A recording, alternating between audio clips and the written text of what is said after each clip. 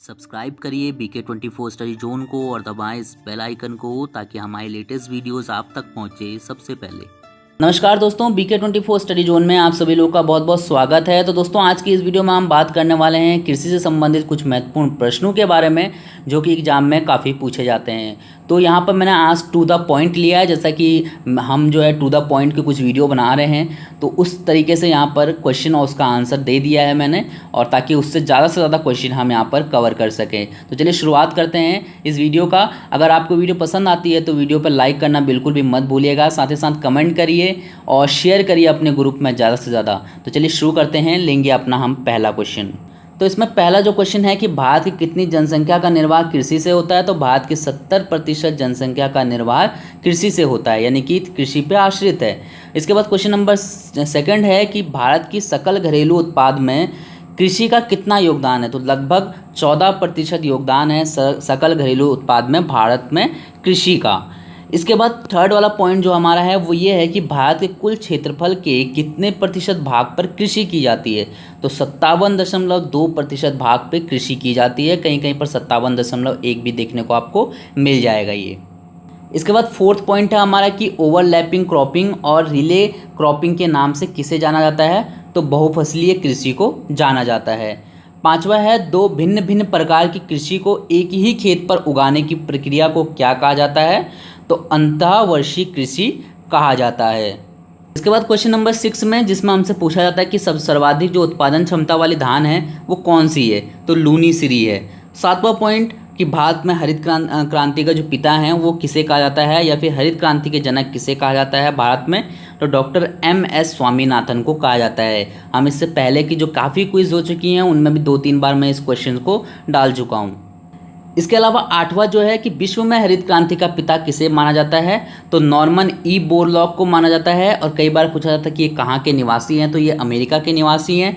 इसी तरीके से 9वां वाला पॉइंट है कि हरित क्रांति से सर्वाधिक उत्पादन किसका हुआ, तो गेहूं का हुआ है, यानी कि गेहूं में सबसे ज़्यादा वृद्धि हुई हरित क्रांति के आने के बाद।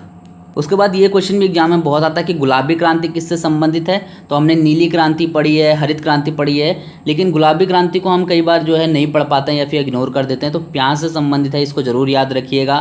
काली क्रांति की बात करें तो काली क्रांति जो है वो पेट्रोलियम उत्पादन से संबंधित है। इसी तरीके से 12वां है कि लाल क्रांति किससे संबंधित है, तो लाल क्रांति जो है मांसदार टमाटर से संबंधित है।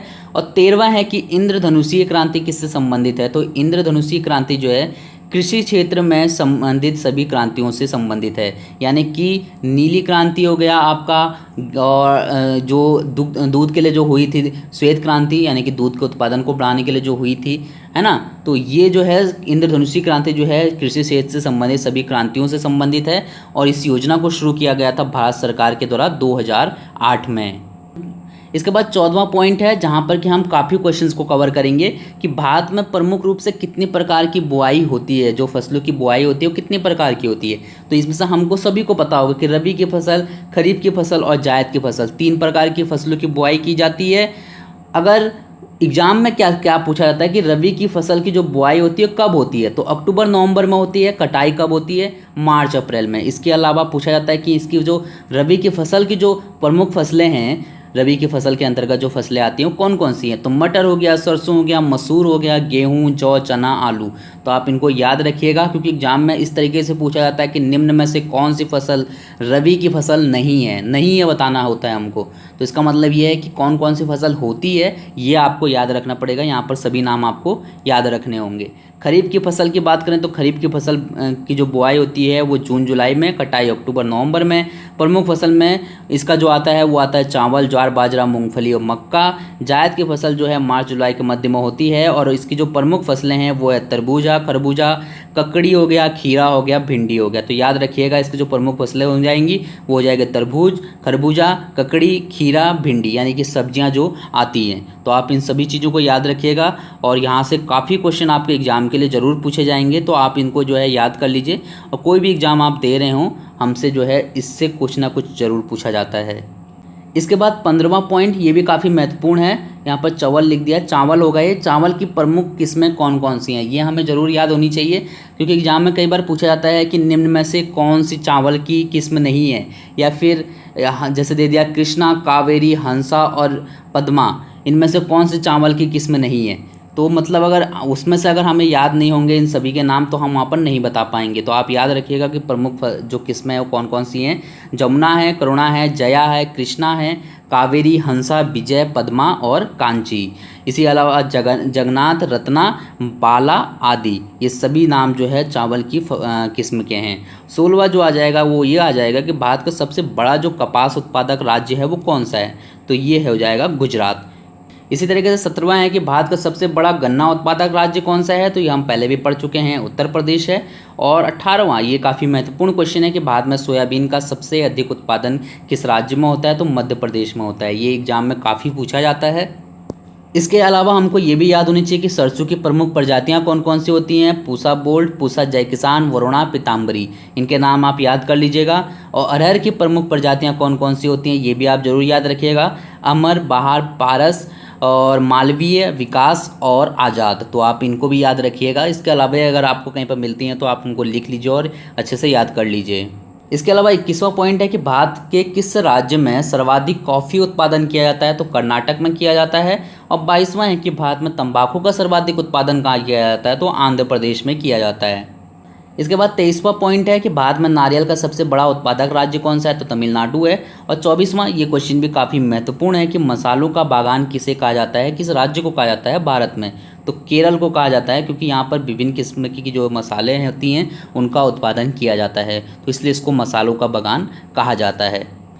25वां प्रश्न कि भारत में मसालों का सर्वाधिक उत्पादक राज्य कौन सा है, यानी कि सबसे ज़्यादा उत्पादन किस राज्य में होता है मसालों का, तो गुजरात में होता है। याद रखिएगा, मसालों का बागान इसलिए कहा जाता है केरल को, क्योंकि वहाँ पर विभिन्न किस्म के मसालों का उत्पादन किया जाता है। यहाँ पर हमसे सर्वाधिक उत्पादन किस राज्य में होता है, तो केरल और गुजरात में कन्फ्यूज़ मत होइएगा।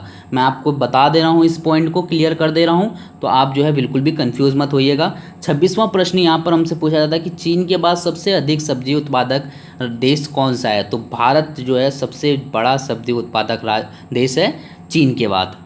उसके बाद 27वां पॉइंट है हमारा कि श्वेत क्रांति का जनक किसे कहा जाता है, तो डॉक्टर वर्गीस कुरियन को कहा जाता है। ये क्वेश्चन भी एग्जाम में बहुत पूछा जाता है। और 28वां पॉइंट है हमारा कि दुग्ध उत्पादन के क्षेत्र में भारत का विश्व में कौन सा स्थान है, तो दुग्ध उत्पादन के क्षेत्र में भारत का विश्व में प्रथम स्थान है, ये भी याद कर लीजिए। इसके बाद 29 वाला है कि वर्ष भर बोई जाने वाली फसल कौन सी है, तो मक्का है। और 30वां है कि वैश्विक स्तर पर अनाजों की रानी किसे कहा जाता है, तो मक्का को कहा जाता है। तो इन दोनों क्वेश्चन में समानता है, इन दोनों क्वेश्चंस को याद कर लीजिएगा कि अनाजों की रानी किसे कहा जाता है, मक्का को वैश्विक स्तर पर। और वर्ष भर बोई जाने वाली फसल कौन सी है, तो है मक्का। 31वां है कि भारत में जूट उत्पादन का अग्रणीय राज्य कौन सा है, तो पश्चिम बंगाल है। हमारे देश में जितना भी उत्पादन होता है उसका 76% जूट उत्पादन जो है पश्चिम बंगाल में होता है, तो इसको याद रखिएगा। और साथ ही साथ 32वां पॉइंट है हमारा कि अत्यंत लाभदायक कृषि प्रणाली कौन सी है, तो मिश्रित कृषि प्रणाली जो है अत्यंत लाभदायक कृषि प्रणाली है। इसके बाद 33वां है कि झूम खेती प्रणाली को राजस्थान में क्या कहते हैं, तो वालरा कहते हैं। 34वां है कि देश के कुल कहवा क्षेत्र का कितना प्रतिशत भाग दक्षिण भारतीय राज्यों में होता है, तो 90% भाग जो है दक्षिण भारतीय राज्यों में होता है। 35वां है कि नकदी फसल के अंतर्गत कौन कौन सी फसलें आती हैं, ये क्वेश्चन भी काफ़ी इंपॉर्टेंट है। तो गन्ना, कपास, जूट, तंबाकू, तिलहन, इसी तरीके की फसलें जो है नकदी फसल के अंतर्गत आती हैं। तो दोस्तों ये थे 35 क्वेश्चन जो कि कृषि से संबंधित थे और एग्जाम में पूछे जाते हैं। तो उम्मीद करता हूँ कि आपको ये वीडियो पसंद आई होगी। अगर आपको ये वीडियो पसंद आती है तो वीडियो को लाइक ज़रूर करिएगा जाते जाते, और कमेंट करके मुझे बताइए कि आपको ये वीडियो कैसी लगी। तो थैंक यू सो मच इस वीडियो को देखने के लिए। हम मिलते हैं अपनी नेक्स्ट क्विज में।